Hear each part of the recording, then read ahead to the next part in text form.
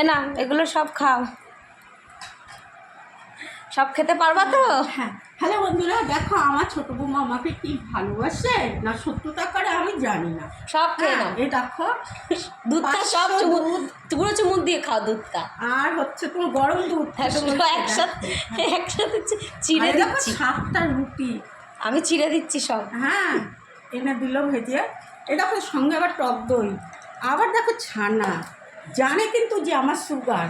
দেখো কালো মিষ্টি আমি ভালো খাই, এনে দিল। এবার কি করবো তোমরাই বলো।